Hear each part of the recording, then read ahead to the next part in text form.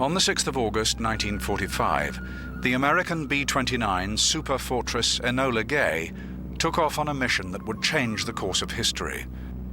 In the bomber's hold, a weapon with an unprecedented capacity for mass destruction. At 08:15 hours, this revolutionary device was released over the Japanese city of Hiroshima. Seconds later, 80,000 citizens were dead, and the age of the atomic bomb had begun. In Washington, President Harry Truman ordered the Japanese Empire to surrender. Failure to do so would mean a reign of ruin on the Japanese islands. 3 days later, a second atomic weapon destroyed the city of Nagasaki, and the Empire's leadership finally accepted the inevitable. In popular belief, it was this second nuclear attack that finally defeated the might of Imperial Japan and brought with it the end of the Second World War itself. But this analysis is only partially true. On the same day as the Nagasaki bombing, another momentous military attack was unleashed against Japanese forces. It would be one of the largest, most imaginative, and most successful campaigns of the war, but it would also become one of the least familiar to future generations. For many students of the Second World War, the Soviet Manchuria campaign is almost a footnote in the story of the conflict. The whole operation is widely seen as an exercise in simple opportunism, Stalin securing as much booty as he could before American atomic weaponry forced the end of hostilities. But this is an opinion that does no justice to Soviet intentions. In fact, the Soviet Manchuria campaign was a long-planned operation. Stalin's own Western allies had argued for such an offensive for years. Preparations for the attack were painstaking. Campaign strategy was bold and ambitious. The leadership was the best available, and resources were substantial. On the 9th of August 1945, a total of 1.5 million Soviet troops prepared to take part in the Manchuria offensive, a vast undertaking with its origins in the earliest years of the 20th century.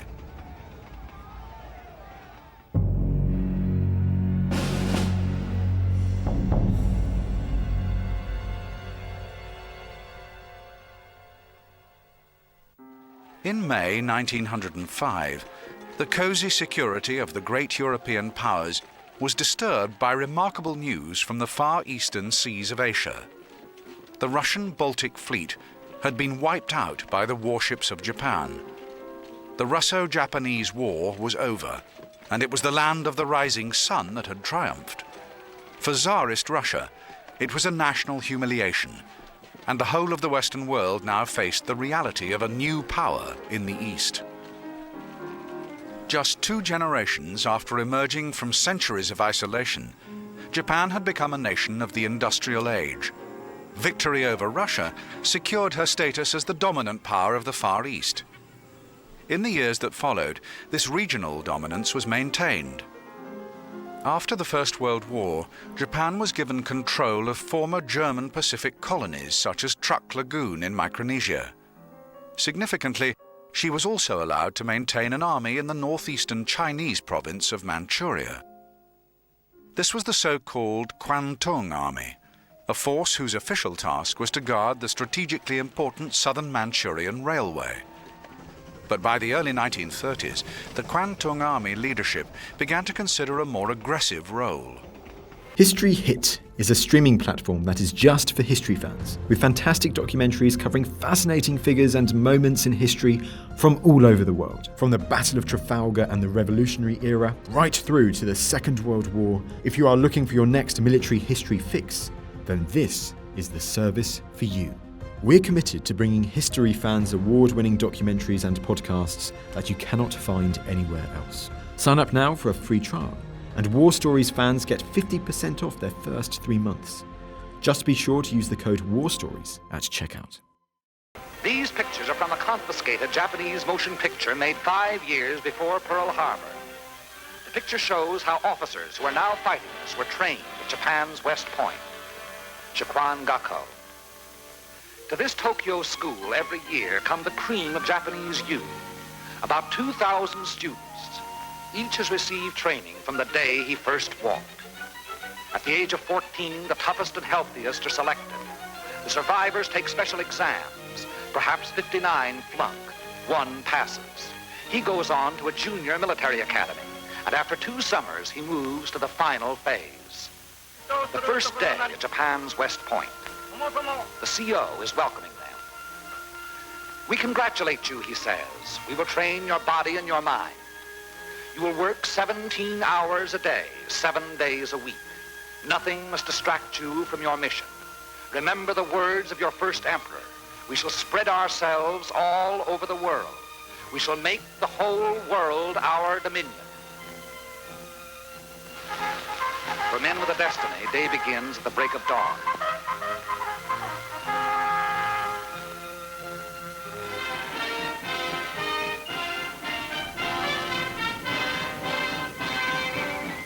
Later in the day, there are more practical exercises. In September 1931, an incident of alleged sabotage on the railway line near Mukden led to the Kwantung Army occupying the whole of Manchuria. Despite opposition from Tokyo, the Kwantung established the state of Manchukuo under the leadership of the last of the old Chinese emperors, Henry Pu Li, or Husantung as he became known. Manchukuo was nothing more than a puppet state, despite the efforts of Japanese propaganda to portray the territory as an independent land of freedom and happiness. The truth was that many Japanese leaders were now keen on the idea of an expanding Japanese empire, and it was their view that came to dominate policy. The League of Nations sent a committee of 5, headed by Lord Lytton and including our own General Frank McCoy, to Manchuria to investigate. In October of 1932, the committee issued its report. We found that the Japanese occupation of this large part of China was not justified on the ground of self-defense, and that the new state which had been set up was a Japanese protectorate rather than a genuine case of Manchurian self-determination. Shortly after, the League condemned Japan as an aggressor nation.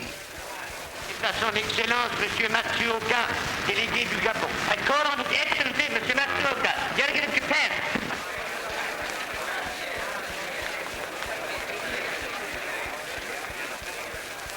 It is a matter of common knowledge that Japan's policy is fundamentally inspired by a genuine desire to guarantee peace in the Far East and to contribute to the maintenance of peace throughout the world. Japan, however, finds it impossible to accept the reform adopted by the Assembly. In answer, the Japanese delegates, knowing there were no guns behind this condemnation, smiled, took up their briefcases, marched out of the League. Northern Manchuria was dead. Collective security was dead. The green light had been given the aggressors. We and the rest of the world knew that these aggressors should be stopped and punished, but we were unwilling to make the necessary sacrifices to back up that opinion. It was impossible to convince a farm boy in Iowa, or a driver of a London bus, or a waiter in a Paris cafe that he should go to war because of a mud hut in Manchuria. In 1937, an incident on the Marco Polo Bridge near the Chinese capital of Peking led to armed conflict between the forces of China and Japan. This was the beginning of the Sino-Japanese War, and millions of lives would be lost in the 8 years of bloody conflict that followed.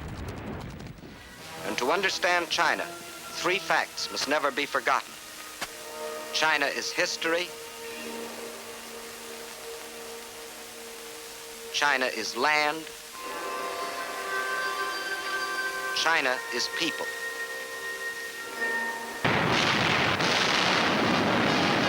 China is now our fighting ally, or more accurately, we are China's. For China has been fighting our enemy, Japan, for 7 long years. Why is this? Why have the Chinese, who in all their 4,000 years of history have never waged an aggressive war, been forced to fight and die by the millions?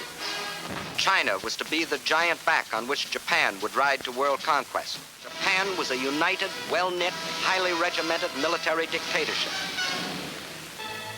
Their aim, the absorption of China and the fulfillment of the Tanaka Memorial. In Moscow, the leadership of the Soviet Union kept in touch with developments to the south of far eastern Russia. As a bulwark against further Japanese expansion, Stalin made sure that his border with Japanese Manchuria was well defended. It was a wise precaution. In July 1938, a border dispute at Lake Khasan led to hostilities between Imperial Japan and the Soviet Union. It was no small skirmish.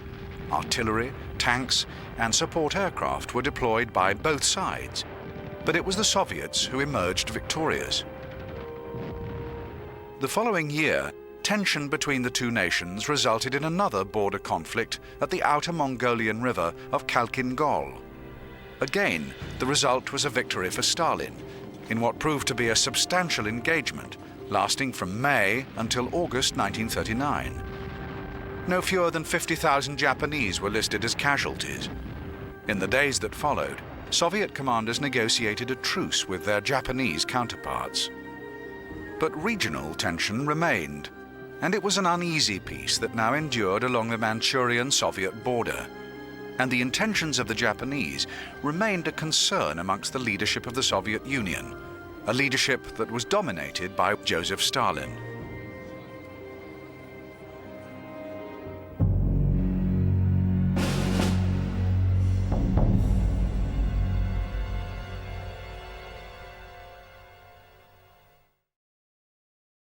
In the course of human history, there have been few political leaders as ruthless as Joseph Stalin. A Georgian peasant by birth, Stalin became leader of the Soviet Union in 1924 and remained in power until his death in 1953. Stalin's power was absolute within his borders, as his national cult of personality confirmed. To Stalin, terror and violence were legitimate political tools. In the 1930s, millions of Soviet citizens paid the ultimate price as their leader unleashed bloody purges of anyone suspected of opposition to his rule. Many of the Soviet Union's finest military men were amongst those who perished. Stalin's ruthlessness applied equally in foreign affairs. In 1939, he stunned the world by authorizing the notorious Non-Aggression Pact with Hitler's Germany. This act of political expediency went against everything Stalin believed in, but it achieved the result that he wanted. When the Nazis unleashed the Blitzkrieg in 1939 and 1940, the Soviet Union stayed on the sidelines, giving Stalin valuable time to prepare for any conflict that lay ahead. The Soviet leader also made a similar deal in the East. By early 1941, Stalin was increasingly concerned by the potential threat from Imperial Japan. So in April that year, the Soviet leader authorized another non-aggression pact, this time with the dominant power of the East. The Soviet Union was now formally at peace with both Japan and Nazi Germany, and Stalin was succeeding in keeping his country out of the Second World War. But it would not be for long. On June the 22nd, 1941, the greatest land invasion in history was unleashed by Hitler against the Soviet Union. The start of Operation Barbarossa meant the end of the 1939 Non-Aggression Pact, as the Wehrmacht swept across Soviet territory in 3 huge army groups. It was the beginning of one of the bloodiest conflicts in human history, and it was this epic war that secured Stalin's place in history as a great military leader. Stalin allowed nothing to distract him from his objective of defeating Hitler, and there can be no doubt that the Soviet leader proved an inspiration to his people as they eventually turned back the German advance. Cleverly, he played down the importance of communist ideology as his people began to win epic victories at Stalingrad, Kursk, and other great battles. This was the Great Patriotic War, and Stalin's appeal to nationalist sentiment played a huge part in his eventual triumph. At Tehran in November 1943, Roosevelt and Churchill tried to persuade him to open a second front against Japan in the east, but Stalin refused to consider the idea. Only when Germany was on the point of defeat in April 1945 did he agree to strike against the east. As Soviet troops entered Berlin, Stalin ordered preparations to begin for an attack against Manchuria. Soon, the Soviet leader would pit himself against his counterparts in Japan.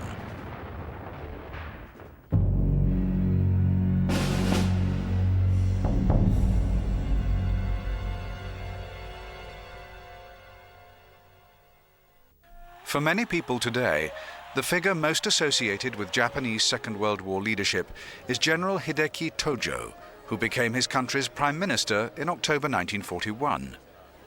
A powerful advocate of Japanese military expansionism, it was Tojo who authorized the attack on Pearl Harbor, and it was Tojo who became the only wartime premier to be executed by the Allies when hostilities ended. But Tojo was no longer in charge when the Soviet Union began preparations for the attack on Manchuria in 1945. In June the previous year, following Japanese defeat at the Battle of the Marianas, he was forced to resign in favor of Lieutenant General Kumiaki Koizo, a weak leader who himself did not survive in power for long. In April 1945, Koizo was replaced by Kantaro Suzuki, a 77-year-old admiral whose military experience stretched back to the 19th century. He had fought in the war between Japan and Russia in 1904 and 5, and he had succeeded in remaining close to the center of power as the Second World War unfolded. But even as Prime Minister, Suzuki did not enjoy anything like the power of the leader of the Soviet Union. He was certainly not his nation's head of state. That title belonged to the hereditary emperor, Hirohito, the ultimate Japanese leader. Hirohito had the status of a god amongst his people, and he was theoretically above the business of day-to-day politics. But we know that the emperor took a great interest in the progress of the war. The extent to which he influenced policy remains a matter of debate today, but there can be no doubt that as a symbol of Japan, the divine emperor was a powerful inspiration for his armed forces. The loyalty of the Japanese soldier to the emperor bordered on the fanatical. Death in battle was a joyous expression of that loyalty, and the imperial cult contributed much to the sheer ferocity with which the Japanese went about the business of war. It is significant that the Soviet Union remained fearful of this fighting spirit. But the favorite exercise is bending their backs each morning to Hirohito's holy palace. It develops the spine. In the classroom, there is absolutely no instruction in international relations nor economics. Yet the men who are graduated help rule Japan. Their lack of knowledge about other countries, about the qualities of other people, about production, causes them to take wild gambles. But on other subjects, they are very thorough.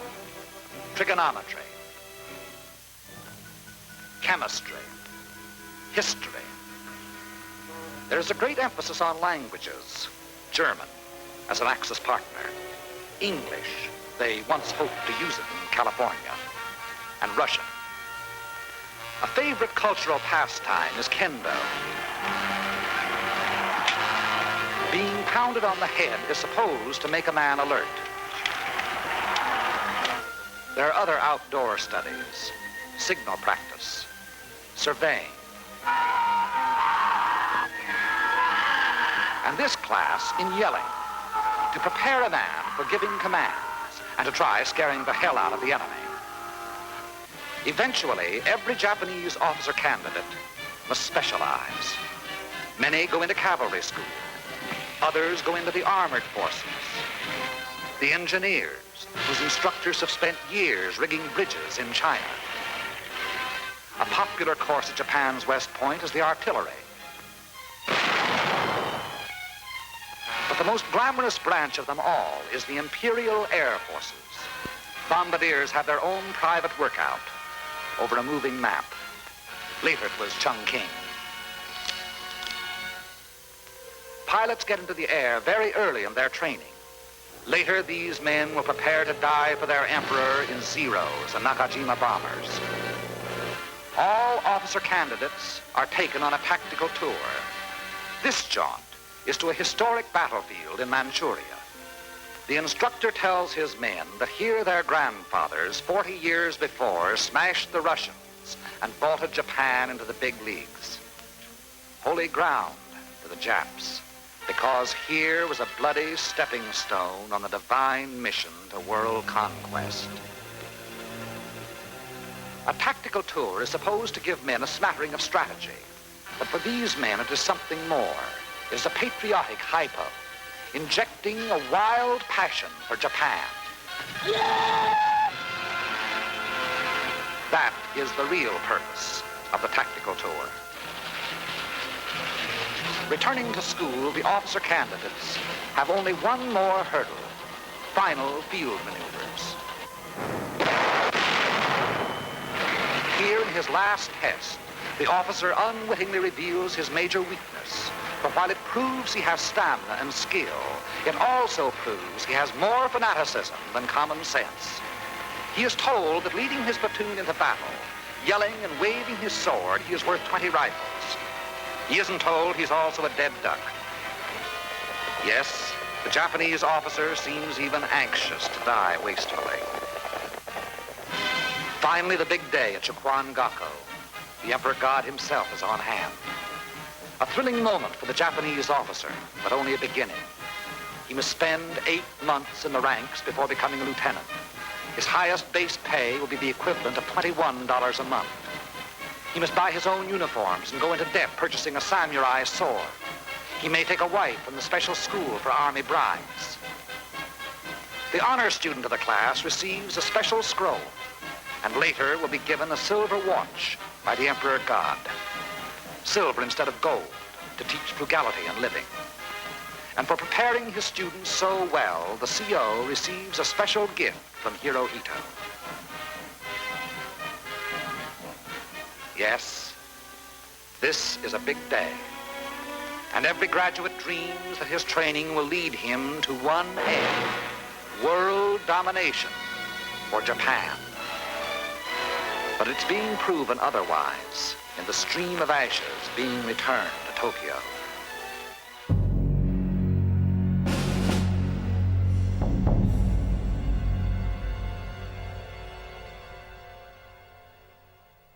By April 1945, Stalin had decided that an invasion of Manchuria was a worthwhile objective.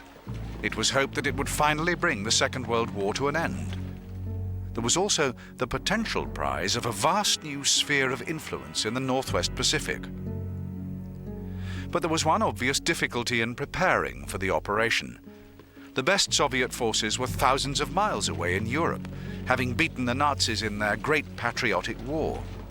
To relocate them to an entirely new theater of operations would be a huge logistical undertaking. But the Soviet planners were equal to the challenge. All through the summer of 1945, the enormous task of transporting hundreds of thousands of troops took place within the vast territory of the Soviet Union. And this preparation can be seen as the first evidence of the brilliance that would characterize the whole Manchuria offensive. The Trans-Siberian Railway became the focus for the mass movement of men and material. A total of 136,000 railway wagons were deployed in support of this huge relocation. Amazingly, the scale of the operation was kept secret from the Japanese. Much of the movement of military traffic took place at night. Both men and hardware were disguised, and their final destinations were often well away from the vision of Japanese border patrols. The way that these resources were deployed also revealed the confident ambition of the Soviet military. With so much experience of war from the fight with Germany, Soviet strategists were able to allocate their forces according to their own experience. The elite 6th Guard Tanks Army had proved itself in the mountainous Carpathian region of the Balkans. In the conflict to come, this army would fight in the similar conditions of the Manchurian Grand Hingan Mountains. This was just one example of tailoring resources to the specific requirements of the task in hand, and it would be a huge task. To carry it out, Stalin appointed some of the Soviet Union's most battle-hardened commanders.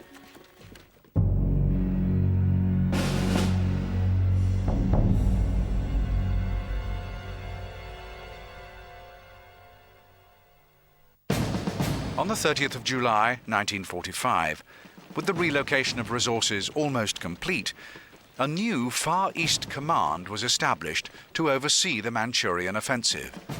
In overall charge, Marshal Alexander Vasilievsky. Vasilievsky was a 50-year-old officer who had proved himself in the bloodiest of all battles that took place on the Eastern Front. Having risen through the ranks to become Chief of the Soviet General Staff in 1942, it was Vasilievsky who had masterminded the Soviet offensive at the Battle of Stalingrad, an offensive that contributed so much to the catastrophic German defeat. An idea of the regard with which he was held by Stalin can be gained from events that took place in February 1945. When Stalin attended the so-called Big Three conference at Yalta in the Russian Crimea, it was Alexander Vasilievsky who took charge in Moscow. In August 1945, he would be given another massive responsibility. Under the leadership structure established for the campaign, Vasilievsky was given a high degree of autonomy over operational matters, and the Marshal was able to allocate his land, sea, and air forces without undue interference from Moscow. To assist him in his task were three more veteran Soviet commanders with responsibility for the vast army groups or fronts that would execute the Manchurian invasion. In command of the Trans-Baikal Front was Marshal Rodion Malinovsky, another veteran of the epic Battle of Stalingrad. In 1944, he took charge of the Second Ukrainian Front that carried out the invasion of Romania, and in April 1945, it was men under his command who secured the conquest of Slovakia. The commanders of the other two fronts possessed a similar level of battle experience. General Maxim Purkayev, in charge of the Second Far Eastern Front, and Marshal Kirill Meretskov, in command of the First Far Eastern Front. Although Meretskov did not enjoy the excellent relationship with Stalin possessed by his superior Vasilievsky, he was still a vastly experienced officer who had made a name for himself during the unfortunate Russo-Finnish War in the winter of 1939-40. Despite having been overlooked in favor of other commanders in the course of the war, most notably the legendary Georgy Zhukov, by early August 1945, Kirill Meretskov found himself at the heart of the action, in charge of an enormous body of men and material on the borders of Manchuria. But he knew that he needed the resources.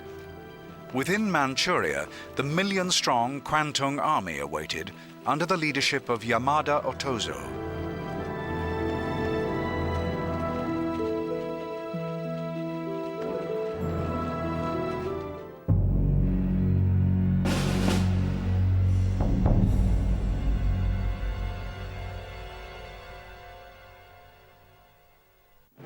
In essence, the Soviet strategy for the Manchuria campaign can be readily understood. It was a vast pincer movement involving whole armies of troops and material. From the west, the First Trans-Baikal Front would sweep into Manchurian territory, across the desert, over the mountains, and down into the strategical vital valley plains in the region around Mukden. To assist their advance, Marshal Vasilievsky arranged for a diversionary attack by 36th Army in the far northwest. This was where Japanese planners expected any invasion to come from, and their regional defenses were accordingly strong. When battle was eventually joined, the 35th Army would be involved in some of the fiercest fighting of the campaign as they pursued their objective of cutting off Japanese troops in northern Manchuria, a task that also involved the men of the Second Far Eastern Front, attacking from the northeast. But the real Soviet firepower was concentrated further south. As the main body of the Trans-Baikal Front headed for the Central Plains from the Grand Hingyan Mountains, So the First Far Eastern Front would complete the pincer movement from the opposite side, with the 25th Combined Army heading southwest towards Korea, and the remaining 4 armies attacking west from a narrow area of front in the region of Lake Hanka. Their initial objectives, the Japanese military headquarters of Mutanchiang and Yenho. This was a simple strategy, and it had a good chance of proving effective.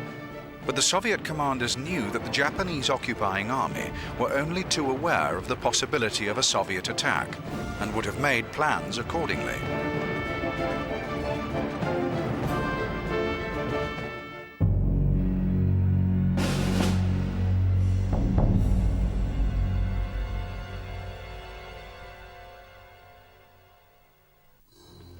It is not surprising that in 1945, the Japanese leadership in Manchuria were thinking only in terms of a defensive response, if and when a Soviet attack came.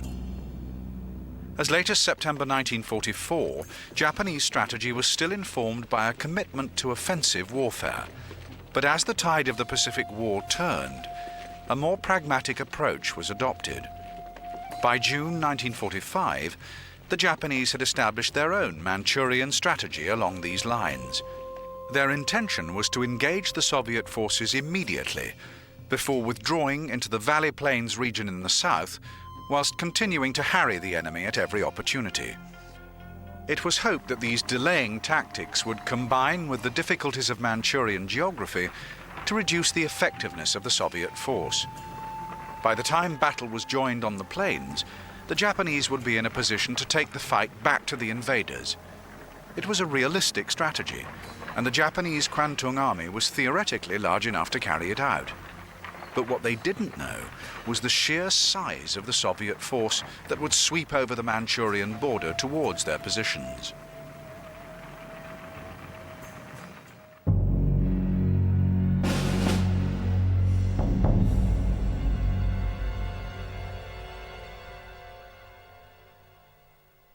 By early August 1945, the Soviet invasion force had moved into position, ready for the coming assault. To the west, the Trans-Baikal Front under the command of Malinovsky. His responsibility, some 2,300 kilometers of front line. To the north, the 36th Combined Arms Army. Further south, 4 more armies, including the elite 6th Tank Guards. Furthest south of all, a combined Soviet-Mongolian cavalry mechanized group. With air support and reserves, Malinovsky was in charge of some 654,000 men. On the opposite side of the theater of operations, Marshal Meretskov took command of the First Far Eastern Front, a force that comprised a further 4 combined arms armies. With reserves, air support, and attached independent units, a total of 587,000 men were positioned across a front 700 kilometers in length. The Soviet deployment was completed by the Second Far Eastern Front in the north, consisting of a further 3 armies, again backed up by independent units and air support. Commanded by General Maxim Perkayev, the Second Far Eastern Front added a further 337,000 men under arms.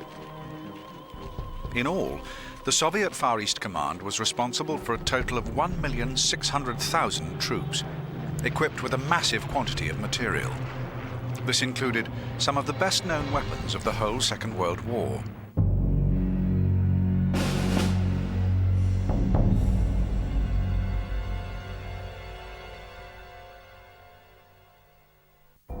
In virtually every theater of operations, the tank proved itself to be an indispensable element of ground warfare. On the Eastern Front, the power of the tank was seen especially at the Battle of Kursk, when it was Soviet armor that eventually prevailed. When the time came to prepare for the Manchuria offensive, the Soviets understandably kept faith with the tank as an offensive weapon.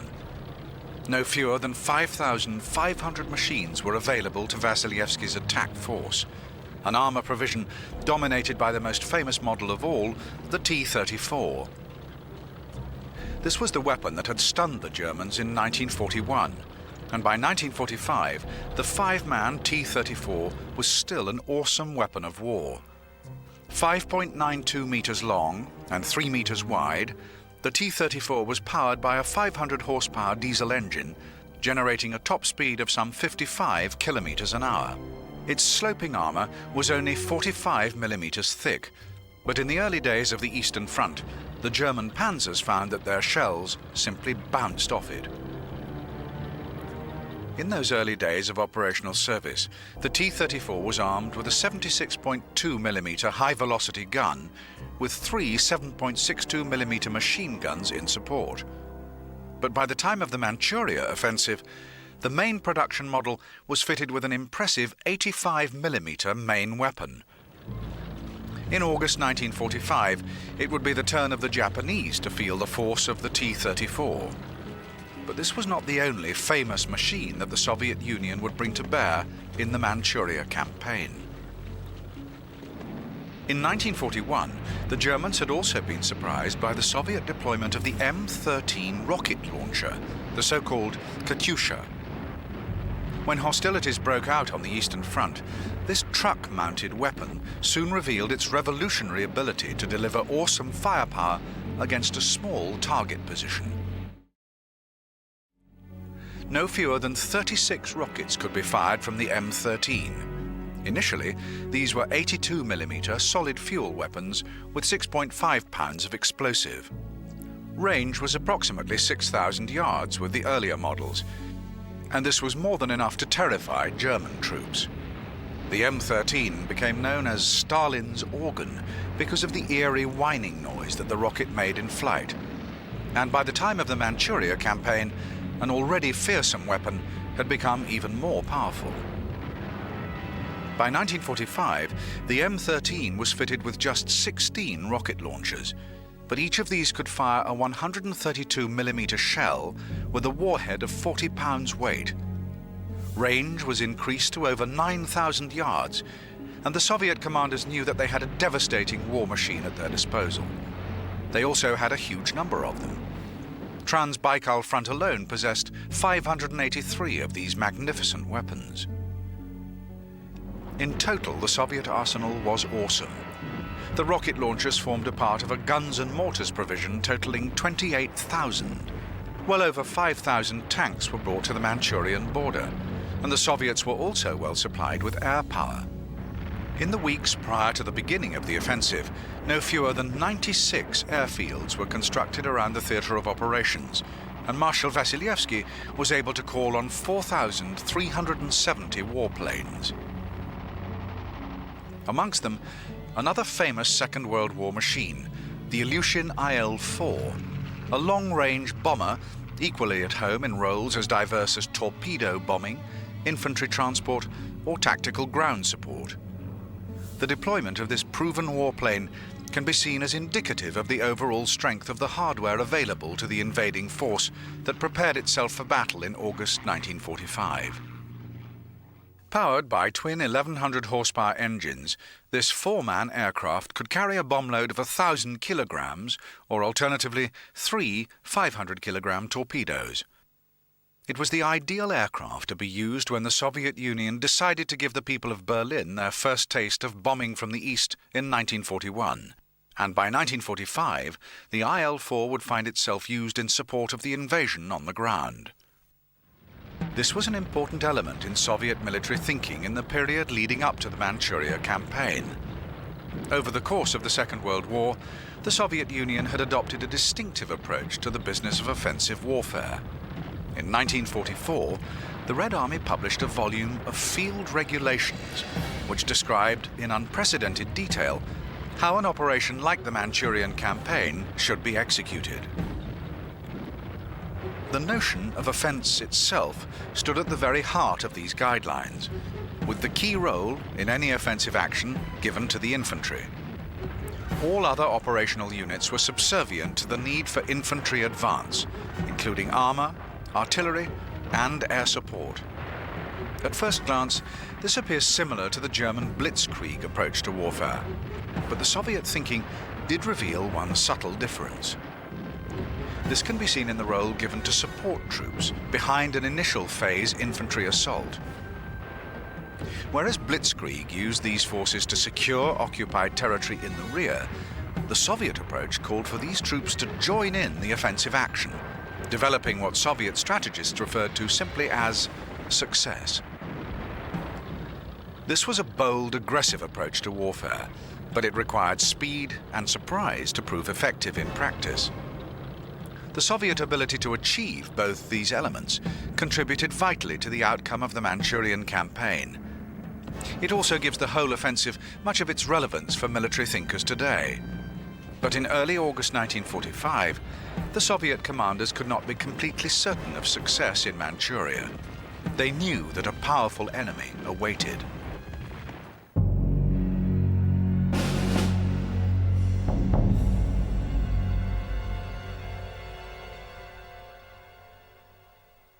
The Kwantung Army was long established in Manchuria, and its commander, General Yamada Otozo, could call on considerable resources in the event of a Soviet invasion. In eastern Manchuria, there was General Kitasaichi's First Area Army, comprising some 222,000 men. Covering the center and south, the 181,000 men of the Third Area Army, under the command of General Ushikoru Jun. In the north was stationed a smaller Fourth Separate Army based at Sitsiha. In all, another 95,000 men available to General Yamada and his Kwantung Army Command. The Japanese 34th Army of Northern Korea could also contribute 2 divisions, and troops stationed in regions such as southern Sakhalin and the Kuril Islands further strengthened Japanese resources, along with the army of the Manchukuo puppet state itself. In total, the Japanese could call on over 1 million men in the event of a Soviet attack. But sheer numbers alone are not always enough when it comes to battle, and the Japanese commanders knew that the Kwantung Army was far from combat ready. Many of its best troops had long since been creamed off to join the war effort in the Pacific. Many divisions lacked their nominal full complement of men, and shortages of hardware further weakened Kwantung Army strength. When battle was eventually joined, the Soviet provision of tanks, armament, and air support far exceeded that of their enemy. The statistics for armor are especially revealing. The Kwantung Army could call on 1,155 tanks. The Soviet invaders could call on 5,550. Despite this numerical deficiency, the Japanese Kwantung Army was still able to demonstrate that the Soviet Union possessed no monopoly when it came to excellent military hardware.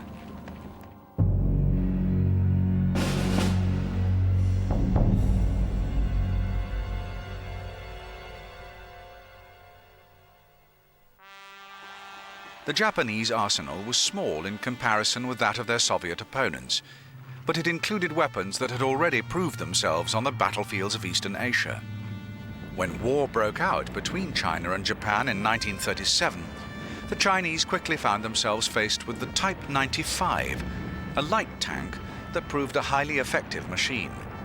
In August 1945, the Type 95 remained an important component of the Kwantung Army armor provision.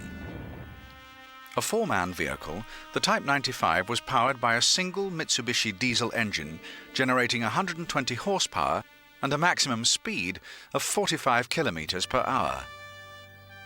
Armament was provided by a 37mm main gun with 2 machine guns in support. 4.38 meters in length and just over 2 meters in width, the Type 95 proved itself to be a superb anti-infantry weapon in the battles that took place in the war with China. Though it proved less successful when faced with the might of American armor and anti-tank guns, the Type 95 could still be of value against the kind of ground offensive that the Soviet Union planned for August 1945. Japanese weaponry also revealed that the occupiers of Manchuria recognized the importance of support from the air. And although the Kwantung Air Force was less than half the size of its Soviet counterpart, it still included warplanes that could seriously hinder any ground offensive. Perhaps the most deadly of these was the Nakajima Ki-84, an aircraft whose development came late in the Second World War. A fighter plane, the Ki-84 or Hayate, could also carry a bomb load of two 250-kilogram devices. But it was as a fighter that this elegant aircraft is best remembered, especially by American bomber crews who had to deal with it in 1944 and 45. Powered by a single 1,800 horsepower engine, the Ki-84 could attain a top speed of 393 miles per hour and had a range of 1,700 kilometers. Fast and maneuverable, the Hayate was also fitted with plenty of firepower. Later models carried two 20mm cannon mounted in the nose, with two 30mm guns fitted in the wings. A warplane like this was more than capable of dealing with bombers such as the Soviet IL-4. But despite the excellence of the aircraft's design, the problem was that Japan simply could not make enough of them. Only 3,382 of these fine warplanes were ever built, and it was the same with all designs of Japanese aircraft later in the war. As the Soviet attack on Manchuria loomed, General Yamada Otozo must have regretted bitterly that his Kwantung Air Force totaled just 1,800 aircraft. Marshal Vasilievsky's force included 4,370 planes. It was without doubt a serious imbalance of resources, but General Otozo knew there were factors that favored the defending Japanese in the event of a Soviet attack. The individual Japanese soldier still possessed plenty of spirit for the fight.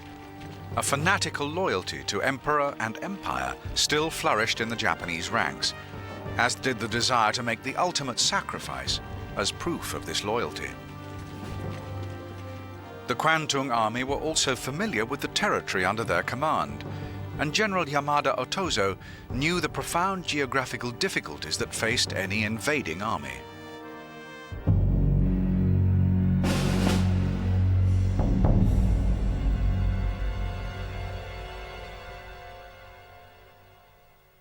The Soviet Union intended to conquer some 1.5 million square kilometers of territory, an area the size of Western Europe. This sheer size alone was a powerful influence in both Soviet and Japanese planning, but it was the details of the Manchurian terrain that decisively influenced strategy when battle was eventually joined, both offensively and defensively. For any army seeking to control the lands of Manchuria, it is the central valley plains of the south that provide the key to success. As well as being the fertile heartland of the region, the Central Valley also enjoys the protection of some powerful natural defenses. To the west, the mountains of the Grand Hingians. To the north, the Lesser Hingians. To the east, the Eastern Highlands. All with limited avenues of approach, as the Japanese knew well. But the mountains are not the only difficulties facing any invader of Manchuria. Before the Soviet Trans-Baikal front could even reach the Great Hingian Mountains, they would have to traverse the arid deserts of Inner Mongolia. In the northwest and in the east, thick forests added to the difficulties of fast-moving offensive warfare, while the riverlands of the north and northeast were surrounded by swampy marshland, which would be especially difficult to cross during the August rainy season. A successful invasion would require ingenuity and flexibility, but the Soviets approached their task with a quiet sense of confidence.